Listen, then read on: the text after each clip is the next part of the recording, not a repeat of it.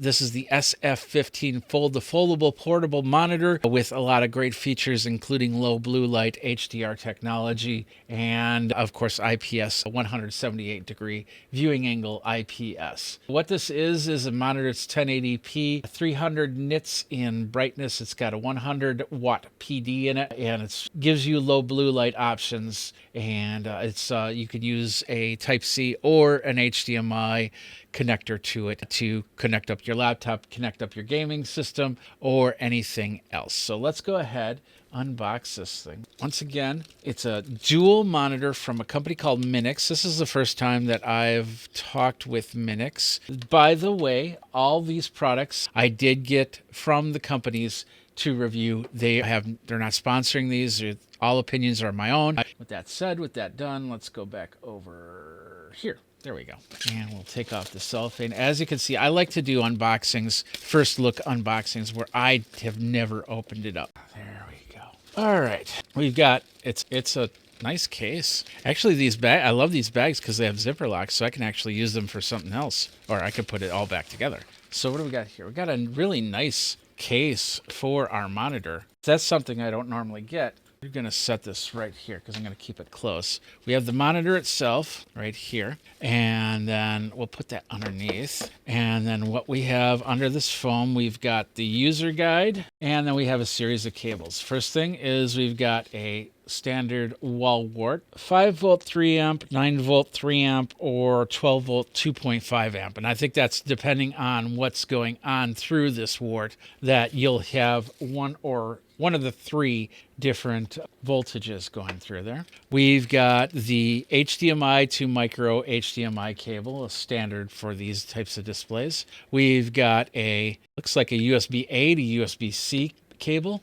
We've got a USB-C to USB-C cable right here. And then we've got another USB-C to USB-C cable. Now, this is a dual monitor, so I'm expecting nothing else in the box, so we can get that out of the way. I'm expecting this to actually need to be powered while you connect it up if you want to use the dual monitor in high definition. That's what I've been seeing with these dual monitors, is that they need to be plugged into a power source as well. They work outside the power source, but they can be really choppy. They'll go into, like I said, low power mode, so you won't be able to do too much with them. So let's just move that out of the way for now. There we go. So this is the monitor.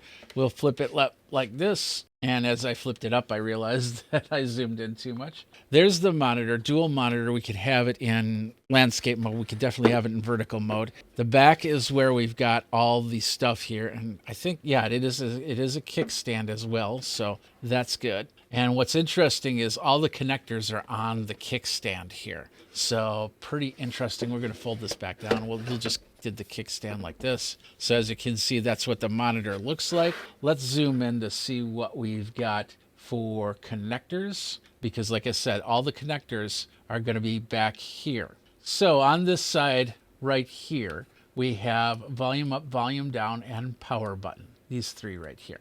If we move over to the other side of the kickstand, that's where you're going to see two USB-C connectors. One's going to be for power, one's going to be for a laptop. We've got two HDMI inputs for other monitors, so you can have up to 3 devices, one USB-C and 2 HDMI. So gaming system, or I don't know, DVD player if you still have one, and then of course USB-C to your laptop right there. All right. I don't know if there's any extra software that needs to be installed. Usually in dual monitors, sometimes that is the case. That's what we're going to find out as we open this up. So let's go ahead and open this up like this, and you'll see this. Let's see how much of a kick we could do. Okay, that's it for the kickstand. So we have it fully kicked down, if that's a word, kicked down. And let's zoom this out. All right, so there it is, completely kicked out. So that's what it looks like. I could probably fold this. Yeah, I could totally fold that back. So that could go into tent mode. So if you're doing oh, you can't see me. Hi. If you're doing a meeting where both of you need to see the screen, then you can mirror it that way and run it that way, of course. So we need one cable, at least one cable. We'll go with one USB-C right now. So we got the C to C. This says this is the power cable, which is very interesting. So we're going to leave that as the power cable. which means that this must be a with an adapter on it. No, this is a USB-C to USB-A cable. There's the C to C. Let's go ahead and pull that out. This is going to the power. This is going to the computer. And I think on the back here, it'll even say, yes, the power. This is going to the computer. So we'll plug that in. This is going to the power. So we'll plug that in. And I'm going to try and use my anchor for the power here, just so I can save myself desktop space here. I should have cleaned up my desk a little bit better. I've been running project after project. It's crazy. And we've got stuff for the other unboxes here. All right, it did see it, and it did recognize on the screen here. There we go. You can see no signal whatsoever. That's expected. Hopefully my MacBook Air is charged up. I'm pretty sure it is. So let me unlock that. There we go. Get that out of the way. Get that out of the way. There we go. And that out of the way. So now I have my MacBook Pro. I'm going to take the other cable. We're going to see if it directly plugs in or if I need some sort of software. I might have that already installed, so I might just connect up. We'll see what happens. So I am going to push the power button. And it says auto select. We're in power saving mode. We are connected up. We do have power, and we do have that. Let's just unplug and plug back in. Oh, that unplugged. Maybe that's the reason why it wasn't working. Look at that. Now it works. It helps when the cable stays plugged in, I suppose. So now it's asking if we want to allow the accessory to connect. We're going to say allow, and we're allowing display link to control the video screens right here. And as you can see there, now it works. User error, I guess. So what this is, basically, I'm going to use this for testing the HDMI though. So what we've got here is we've got the main monitor and we've got the two side monitors here. And of course, if we go into the display settings, so we'll go here and we'll go display. There we go. And both of these can be sent to mirror or extend. Oh, I guess they are extended. So if I go like that, that's over there. And then this one's over here. But we want this third one. Let's identify. So there's my three displays. It looks pretty good and it works really well. So I'm really happy about that. I'm glad it was just a small little user glitch to bring that. And of course, we could flip this to portrait. We can turn the monitors sideways, and then you got to be a little bit creative with the kickstand for that. Since the kickstand is the one that's holding the cables, I like that idea because it's pushed in a little bit. So when you have this on its side like this, you don't have to deal with the cables being any type of pain. And look at that. It kind of sits at an angle, which is pretty cool. So if I say this one I want as, let's see, well, don't think I can do that on a Mac, but I know I can do this on PC. So I can flip these portrait.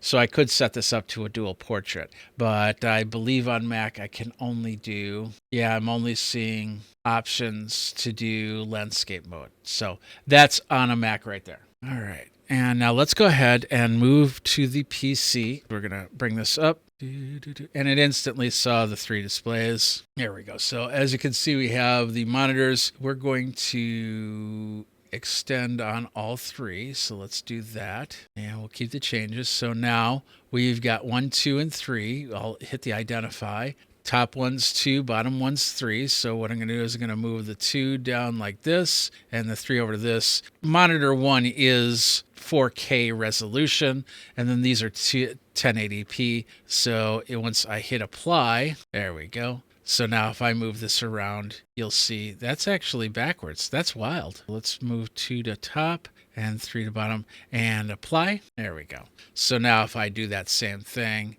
we got 3 on the bottom, 2 on the top. That's perfect there. So let's go ahead and change these. Do not have the HDR on. We're going to say this one is portrait. There we go. We're going to keep the changes. So this one's portrait. The bottom one's landscape. But we're going to take the third monitor and we're also going to make that portrait. There we go. Keep the changes. And then we're going to take monitor 2 and 3 and we're just going to set them side by side like so, and we'll hit apply. Now what's cool about this is I could have videos running. Maybe I'm watching a whole bunch of TikToks or something like that and have the vertical screen. That's always a good thing to do. Or feeds from Facebook or X or anything like that. As you can see, There it is right there. There it is right there.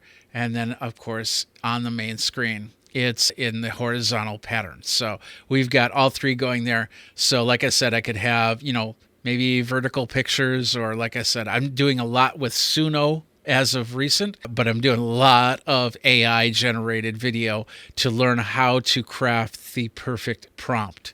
And that's very important in today's day and age when it comes to AI, by the way. So as you can see, it works pretty well. That is the monitor. And like I said, we can turn around and we could plug it into the HDMI and get the same thing. You get the idea. But with the HDMI, keep in mind it's either going to be this monitor or this monitor. That's why there's two HDMI ports in the back, so you could have that control. And I believe you'll be able to control it, so you could kind of turn off this monitor and then have your PlayStation or your Xbox or whatever playing on that one. Or have, have two different boxes, Fire Sticks or something like that. One in the computer, one in the Fire Stick. So you could be watching one football game on one and another football game on another, college games, pro games, whatever, hockey, basketball starting up again, all these others. So you get the idea. And of course, when you're done, all you have to do is close it up. And it's pretty lightweight. We're talking, it feels like about maybe 3 pounds in all. You do have this nice little case